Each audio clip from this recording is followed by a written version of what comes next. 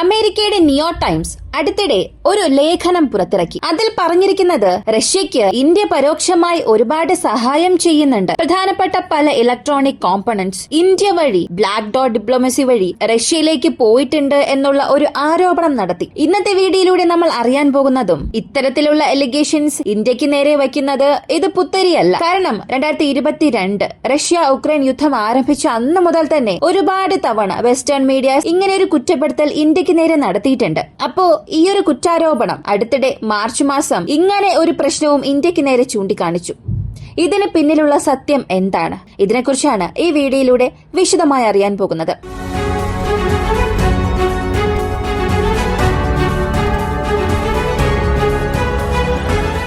നിയോ times അമേരിക്കയുടെ പ്രധാനപ്പെട്ട മാധ്യമങ്ങളിൽ ഇതിന് പ്രത്യേക ഒരു സ്ഥാനം തന്നെയുണ്ട്. കഴിഞ്ഞ മാർച്ച് 28 ഇവർ ഒരു ലേഖനം പ്രസിദ്ധീകരിച്ചു. ഇതിൽ പറഞ്ഞിരിക്കുന്നത് റഷ്യയുടെയും ഉക്രൈന്റെയും ഈ വാർ എഫേർട്സിന് റഷ്യ ഈ യുദ്ധം നടത്തുന്നതിന്റെ പ്രധാനപ്പെട്ട കാരണത്തിൽ ഇന്ത്യ 2ാം സ്ഥാനത്താണുള്ളത്. ഇന്ത്യ ചെയ്യുന്ന സഹായം പ്രധാനമായും ഈ ക്രിട്ടിക്കൽ കോമ്പണന്റ്സ് എന്ന് പറയപ്പെടുന്ന മൈക്രോ പ്രോസസേഴ്സ്, മൈക്രോ കൺട്രോളേഴ്സ്, അത്യാവശ്യമായി വരുന്ന ചിപ്സുകൾ, ഇവയെല്ലാം ഇന്ത്യ മറ്റ് രാജ്യങ്ങളുടെ പക്കൽ നിന്നും വാങ്ങി അതിൽ ഒരു പ്രത്യേക കമ്മീഷൻ എടുക്കുകയും റഷ്യയിലേക്ക് കയറ്റുമതി ചെയ്യുകയും ചെയ്യുന്നു. ഇങ്ങനെ ചെയ്യുന്നത് വഴി ഉക്രൈൻ യുദ്ധത്തിൽ ഇന്ത്യ പല മടങ്ങ് ലാഭം കൈവരിക്കുകയാണ്. അതിലും പ്രധാനമായി 5 മുതൽ 6 മടങ്ങ് വില അധികമാക്കിയാണ് റഷ്യയിലേക്ക് വിൽക്കുന്നത്. അപ്പോ ചൈനയെ മാത്രം ഇവിടെ ലോകരാജ്യങ്ങളെല്ലാം നിരീക്ഷിച്ചുകൊണ്ടിരിക്കുന്നു. അല്ലെങ്കിൽ ചൈനയെ മാത്രം ലോകരാജ്യങ്ങളെല്ലാം കോർണർ ചെയ്തുകൊണ്ടിരിക്കുമ്പോൾ ഇന്ത്യ ഇങ്ങനെ ഒരു ഗെയിം പ്ലാൻ ഇവിടെ കളിക്കുകയാണ് എന്നുള്ള ഒരു വലിയ കുറ്റാരോപണം നടത്തി. ഇതിന് ഇന്ത്യയുടെ മറുപടി എന്താണെന്ന് ചോദിച്ചാൽ ഇത് അല്പം പോലും അടിസ്ഥാനമില്ലാത്ത ആരോപണമാണ്. ഇന്ത്യയുടെ പേര് കളങ്കപ്പെടുത്താൻ വേണ്ടി മാത്രം ചെയ്യുന്നതാണ്. ഇതിന് മുൻപും 2-3 തവണ ഇന്ത്യയെ നേരിട്ട് ഇവർ കുറ്റം ആരോപിച്ചിട്ടുണ്ട്. 2022 മുതൽ 24 വരെയും ഇത്രത്തോളം വലിയ പ്രശ്നങ്ങൾ അധികമായിക്കൊണ്ടിരുന്നു. ഇന്ത്യയുടെ പേരിന് ഇവിടെ ഒരു കളങ്കം സംഭവിക്കാൻ വേണ്ടിയാണ് ഇത്തരം ഒരു ആരോപണം ഞങ്ങളിൽ വയ്ക്കുന്നത് എന്ന് ഇന്ത്യയുടെ വിദേശകാര്യ മന്ത്രാലയത്തിൽ നിന്നും വ്യക്തമായ ഒരു മറുപടി നൽകി. ഇപ്പോ ഈ നിയോ ടൈംസിന്റെ ആർട്ടിക്കിളിൽ പറഞ്ഞതനുസരിച്ച് നോക്കിയാൽ ഇതിൽ 2 തരത്തിൽ ഇന്ത്യ ഈ യുദ്ധം വഴി ലാഭം കൈവരിക്കുന്നതായും കൂടാതെ എങ്ങനെയാണ് ഏത് കമ്പനിയിൽ നിന്നും എത്ര വസ്തുക്കൾ വാങ്ങി വിറ്റു എന്നുള്ള ചില ഡേറ്റാസും നൽകിയിട്ടുണ്ട്. ഈ വീഡിയോയുടെ തുടക്കത്തിൽ തന്നെ ഞാൻ പറയുന്നു, ഇവർ നൽകിയിട്ടുള്ള ഡാറ്റ വെറും ഡാറ്റ മാത്രമാണ്. അതിന് സപ്പോർട്ടീവായ എവിഡൻസ് ഇവിടെ ഒന്നും തന്നെ ഇല്ല. ഇവരുടെ ഈ ആർട്ടിക്കിൾ അനുസരിച്ച് നോക്കിയാൽ HR സ്മിത്ത് ഗ്രൂപ്പ് ബ്രിട്ടനിലുള്ള പ്രധാനപ്പെട്ട എയറോസ്പേസ് കമ്പനിയാണിത്. ഇവരുടെ പക്കൽ നിന്ന് പല രീതിയിലുള്ള പ്രോഡക്ട്സ് ഇമ്പോർട്ട് ചെയ്തിട്ടുണ്ട്. പ്രധാനമായും കോക്പിറ്റ് ഉപകരണങ്ങൾ, വിമാനങ്ങളിലെ കോക്പിറ്റിലുള്ള പ്രധാനപ്പെട്ട കൺട്രോളേഴ്സ്, അതിന്റെ ഡിജിറ്റൽ ഡിസ്പ്ലേ, ഇവയെല്ലാം അവരുടെ പക്കൽ നിന്നാണ് വാങ്ങുന്നത്. ന്യൂയോർക്ക് പറഞ്ഞ ഡാറ്റ അനുസരിച്ച് നോക്കുകയാണെങ്കിൽ 2023-24 ഈ ഒരു കാലയളവിൽ, അതും കൃത്യമായി പറഞ്ഞാൽ 2023 ജൂൺ മാസം മുതൽ 2024 ജൂൺ വരെ, ഈ ഒരു കാലയളവിൽ മാത്രം ഈ 2 ഗ്രൂപ്പിനും ഇടയിൽ HR സ്മിത്ത് ഗ്രൂപ്പിനും ഇന്ത്യയുടെ പൊതുമേഖലാ സ്ഥാപനമായ ഹിന്ദുസ്ഥാൻ എയറോനോട്ടിക്കൽ ലിമിറ്റഡ് ഈ ഒരു കമ്പനിക്കും ഇവർക്ക് 2 പേർക്കും ഇടയിലുള്ള വ്യാപാരം 140 മടങ്ങ് അധികമായിട്ടുണ്ട്. ഈ 140 മടങ്ങ് അധികമായത് ഇവിടെ ഒരു പ്രശ്നം അല്ല. പ്രധാനപ്പെട്ട 3 മാസത്തെ കാലയളവ് നോക്കിയാൽ 14 ഷിപ്മെന്റ്സ് ഓഫ് പ്രോഡക്ട്സ്, അതും പ്രധാനപ്പെട്ട കൺട്രോളേഴ്സ്, പ്രധാനപ്പെട്ട സെമി കണ്ടക്ടേഴ്സ്, ഇവയെല്ലാം ഈ HR സ്മിത്ത് ഗ്രൂപ്പിൽ നിന്നും ഹിന്ദുസ്ഥാൻ എയറോനോട്ടിക്സ് ലിമിറ്റഡിലേക്ക് വന്നിട്ടുണ്ട്. പ്രധാനമായും ഈ കോക്പിറ്റ് എക്യുപ്മെന്റ്സ്, ഇവ കൂടുതലായും റഷ്യൻ മെയ്ഡ് വാർ പ്ലെയിൻസിന് വേണ്ടിയാണ് ഇന്ത്യ വാങ്ങി അവരുടെ നാട്ടിൽ ഉപയോഗിക്കുന്നത്. എന്നാൽ ഈ 14 ഷിപ്മെന്റ്സും ബ്രിട്ടനിൽ നിന്ന് ഇന്ത്യയിലേക്ക് വന്ന അടുത്ത 10 ദിവസത്തിൽ തന്നെ കൃത്യം ഇതുപോലെ കോഡ് നെയിമുള്ള ഷിപ്മെന്റ്സ് ഇന്ത്യയിൽ നിന്നും റഷ്യയിലേക്കും പോയിട്ടുണ്ട്. ഇവർക്ക് ഈ പാക്കേജിനെ ട്രാക്ക് ചെയ്യാൻ കഴിഞ്ഞില്ല.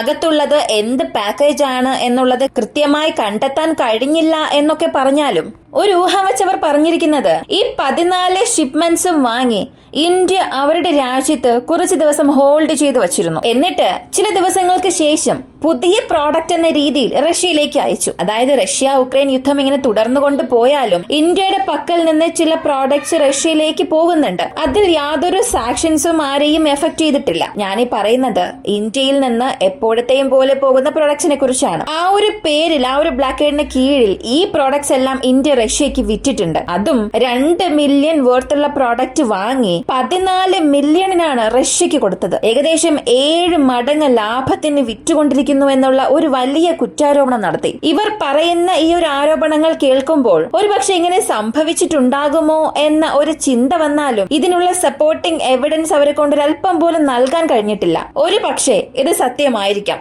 അല്ലെങ്കിൽ വെറുമൊരു അലിഗേഷൻ ആയി തന്നെ പറഞ്ഞാലും നമ്മുടെ ഇന്ത്യൻ കമ്പനികൾ റഷ്യൻ കമ്പനികൾക്ക് സഹായം ചെയ്തിട്ടുണ്ട്, അല്ലെങ്കിൽ ചെയ്യുന്നില്ല എന്നൊക്കെ പറയാൻ പോലും അവരുടെ പക്കൽ യാതൊരു തെളിവുമില്ല. പക്ഷെ അമേരിക്ക ഇതിനകം തന്നെ ഇന്ത്യയുടെ പല കമ്പനികൾ സാമ്പത്തിക ഉപരോധം ഏർപ്പെടുത്തിയിട്ടുണ്ട്. പ്രധാനമായും അസൻ ഏവിയേഷൻ ഇന്ത്യ പ്രൈവറ്റ് ലിമിറ്റഡ്, മാസ് ട്രാൻസ്, ഫിട്രിവോ, TSMD ഗ്ലോബൽ പ്രൈവറ്റ് ലിമിറ്റഡ്, ഈ 4 കമ്പനികളിലും അമേരിക്ക നേരിട്ട് അവരുടെ സാമ്പത്തിക ഉപരോധം ഏർപ്പെടുത്തിയിട്ടുണ്ട്. അതും ടാങ്കുകൾക്ക് ആവശ്യമായ സ്പെയർ പാർട്സ്, അവരുടെ എയറോസ്പേസ് കമ്പനികൾക്ക് ആവശ്യമായ സ്പെയർ പാർട്സ്, ചെറിയ ചെറിയ പ്രോഡക്ട്സ്, ഇവയെല്ലാം സാങ്ഷൻ ലിസ്റ്റിൽ വന്നിട്ടുണ്ട്. എന്നാൽ ഇപ്പോൾ വരെയും ഇന്ത്യയുടെ പൊതുമേഖലകളിൽ അമേരിക്കയെ കൊണ്ട് നേരിട്ടൊരു സാങ്ഷൻ ഏർപ്പെടുത്താൻ സാധിച്ചിട്ടില്ല. ഇവയെല്ലാം ബാക്ക്ഡോർ വഴിയാണ് സംഭവിക്കുന്നത്. ഇപ്പൊ ഇവർ പറഞ്ഞ കുറ്റാരോപണത്തിന് സപ്പോർട്ടിംഗ് എവിഡൻസ് ഒന്നും ഇല്ലെങ്കിലും മറ്റ് രാജ്യങ്ങളിൽ നിന്നും വാങ്ങി കമ്മീഷൻ കൂട്ടി കൊള്ള ലാഭത്തിൽ ഇന്ത്യ വിറ്റിട്ടുണ്ട്. അത് ഒരു പ്രത്യേക കഥയാണ്. ഒരുപക്ഷെ ഇവർ പറയുന്നതൊക്കെ സത്യമാണോ എന്ന് ചിന്തിക്കാം. പക്ഷെ ഇത്രത്തോളം അധികം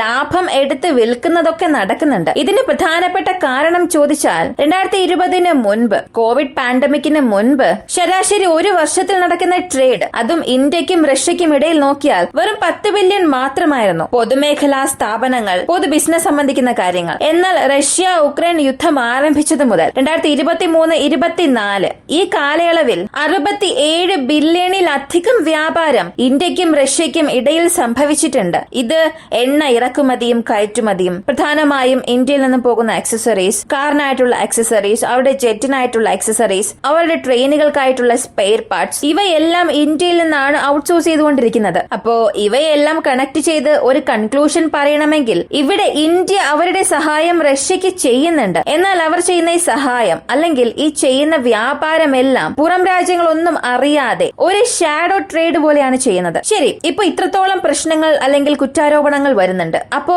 അമേരിക്കയെ കൊണ്ട് ഇത് തടയാൻ കഴിയില്ലേ, അല്ലെങ്കിൽ അമേരിക്ക ഇതിന് മറുപടി ഒന്നും പറയുന്നില്ലേ എന്ന് ചോദിച്ചാൽ ഇവിടെ സംഭവിക്കുന്ന എല്ലാ പ്രശ്നങ്ങളെ കുറിച്ചും അമേരിക്കയ്ക്ക് അറിയാം. എന്നാൽ കണ്ടിട്ടും കാണാതിരിക്കുന്ന ഒരു ഗെയിം പ്ലാൻ ആണ് ഇവിടെ അമേരിക്കയുടേത്. അമേരിക്കയ്ക്ക് എല്ലാം അറിയാമായിരുന്നിട്ടും യാതൊരു സാങ്ഷനും ഇന്ത്യക്ക് നൽകാൻ കഴിയാത്ത ഒരവസ്ഥയാണ്. കാരണം ഇന്ത്യ അവർക്കൊരു ബിഗ്ഗസ്റ്റ് മാർക്കറ്റ് ആണ്. ഇന്ത്യയെ വെറുപ്പിച്ചാൽ അത് അമേരിക്കയ്ക്ക് തന്നെ വലിയൊരു തിരിച്ചടിയാകാൻ സാധ്യതയുണ്ട്. ഇവിടെ ഇന്ത്യ പവർഫുള്ളായ രാജ്യം, അതുകൊണ്ട് അമേരിക്ക ഭയപ്പെടുന്നു എന്നല്ല പറഞ്ഞത്. അമേരിക്കൻ പ്രോഡക്റ്റ് അല്ലെങ്കിൽ വിദേശ രാജ്യങ്ങളുടെ പ്രോഡക്റ്റ് അത് എന്ത് തന്നെ ആയാലും അവർ നമ്മളെ ഒരു മാർക്കറ്റായി മാത്രമാണ് കാണുന്നത്. അപ്പോ ഇത്രത്തോളം മാർക്കറ്റ് വാല്യൂ ഉള്ള ഒരു രാജ്യത്തെ ആരും നഷ്ടപ്പെടുത്താൻ തയ്യാറാവുകയില്ല. ഇതേസമയം ഇന്ത്യ റഷ്യ ബന്ധം ഇത് അടുത്ത ഘട്ടത്തിലേക്കും പോയിട്ടുണ്ട്. ചൈനയുമായി റഷ്യ വളരെ അടുത്താണുള്ളത്. ഇത് നമുക്ക് നല്ലൊരു സൈൻ അല്ല. കാരണം നമ്മൾ അമേരിക്കയുമായും ക്ലോസ് അല്ല, പൂർണ്ണമായും റഷ്യൻ സൈഡും അല്ല. നാളെ അമേരിക്ക കാരണം എന്തെങ്കിലും പ്രശ്നം നമുക്ക് സംഭവിച്ചാൽ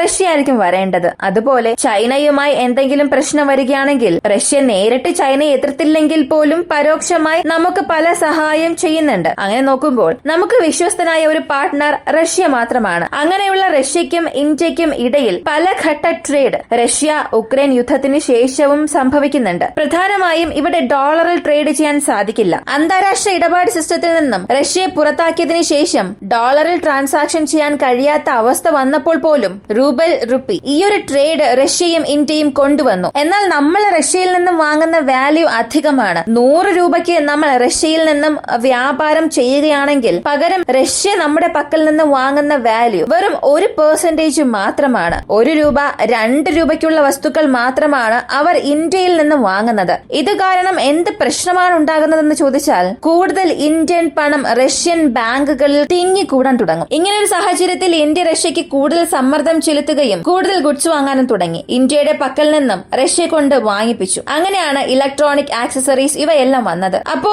ന്യൂയോർക്ക് ടൈംസിന്റെ ഈ ആർട്ടിക്കിൾ അനുസരിച്ച് നോക്കിയാൽ എന്ത് തന്നെ റഷ്യയിലേക്ക് എക്സ്പോർട്ട് എക്സ്പോർട്ട് ചെയ്താലും അത് തെറ്റായി മാറും. സാധാരണ ഒരു മൊബൈൽ ഫോൺ, ഒരു TV ഇവയെല്ലാം എക്സ്പോർട്ട് ചെയ്താൽ പോലും അതിനെല്ലാം ഇങ്ങനൊരു കുറ്റാരോപണം നടത്തും. കാരണം ഇവയിലെല്ലാം മൈക്രോ കൺട്രോളേഴ്സ്, പ്രധാനപ്പെട്ട ചിപ്സ് എല്ലാം ഉപയോഗിച്ചിട്ടുണ്ട്. ഇതേ ചിപ്സ് ഉപയോഗിച്ച് ഒരു അട്രാക്ട് ഡ്രോൺ ഉണ്ടാക്കാൻ സാധിക്കും, ഒരു സ്വീസർ ഡ്രോൺ ഉണ്ടാക്കാൻ സാധിക്കും. അപ്പോ ഇവയെല്ലാം ഡുവലൈസ്ഡ് ഗുഡ്സ് ആണ്. ന്യൂയോർക്ക് ടൈംസിന്റെ ഈ എലിഗേഷൻ എന്നത് വെറുതെ ഇന്ത്യയെ കോർണർ ചെയ്യാൻ വേണ്ടി മാത്രം അല്ല. കാരണം ഇന്ത്യ ഇങ്ങനെ ചെയ്തിരിക്കാനുള്ള സാധ്യതയും അധികമാണ്. ഈ ഒരു വീഡിയോയെ കുറിച്ചുള്ള നിങ്ങളുടെ അഭിപ്രായം എന്താണ്? പ്രധാനമായും ഇന്ത്യ പല വിധത്തിൽ പല രാജ്യങ്ങളെ സഹായിക്കുന്നുണ്ട്, അതുപോലെ മറ്റു രാജ്യങ്ങളും ഇന്ത്യയെ സഹായിക്കുന്നുണ്ട്. അപ്പോ ഇതൊരു അലിഗേഷൻ മാത്രമാണോ, അല്ലെങ്കിൽ ഇതിന് പുറകിൽ ഇന്ത്യ സത്യത്തിൽ ഇങ്ങനെ എന്തെങ്കിലും ചെയ്തിട്ടുണ്ടാകുമോ? നിങ്ങളുടെ അഭിപ്രായം കമന്റിൽ പറയുക. ഇങ്ങനെയുള്ള വീഡിയോസാണ് താല്പര്യമുള്ളവരാണ് നിങ്ങളെങ്കിൽ ഇപ്പോൾ തന്നെ നമ്മുടെ ചാനൽ സബ്സ്ക്രൈബ് ചെയ്യുക. മറ്റൊരു വീഡിയോയുമായി വീണ്ടും കാണാം.